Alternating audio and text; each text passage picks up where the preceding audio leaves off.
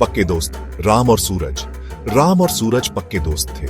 बचपन से ही साथ खेले, साथ पढ़े, दोनों हमेशा एक दूसरे के साथ खड़े रहते थे। एक दिन उन्होंने जंगल जाने का सोचा।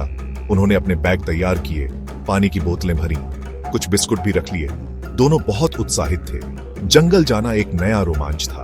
दोनों दोस्त जंगल की ओर चल पड़े। सूरज के पास एक कंपास था। राम ने एक मजबूत लकड़ी उठा ली। दोनों जंगल में घुसते गए। हवा में एक अलग सी खुशबू थी। पक्षियों की चहचहाहट सुनाई दे रही थी। चारों ओर हरियाली ही हरियाली थी। राम और सूरज बहुत खुश थे। जंगल का खौफ। जैसे जैसे दोनों अंदर बढ़ते गए, जंगल घना होता गया। सूरज का कंपास भी काम नहीं कर रहा था। पेड़ इतने ऊंचे थे कि धूप भी अंदर नहीं आ पा रही थी। चारों ओर अजीब सी खामोशी छा गई थी। पक्षियों की चहचहाहट बंद हो गई थी। हवा में ठंडक बढ़ गई थी। राम और सूरज थोड़ा डरने लगे थे। अचानक उन्हें एक शाखा टूटने की आवाज आई। दोनों चौंक गए। उन्होंने इधर उधर देखा, लेकिन उन्हें कुछ दिखाई नहीं दिया। राम ने सूरज से कहा, मुझे कुछ ठीक नहीं लग रहा। सूरज ने भी सहमति में सिर हिलाया। दहादहता खतरा। तभी उन्हें एक भयानक दहादहट सुनाई दी।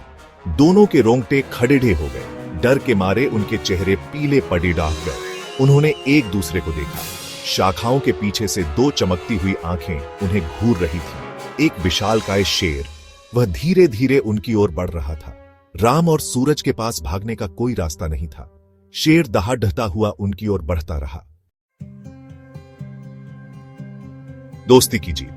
राम ने तुरंत अपनी सूझबूझ से काम लिया। उसने पास ही पड़ी एक जलता हुआ लकड़ी का टुकड़ा उठाया और उसे शेर की तरफ फेंक दिया।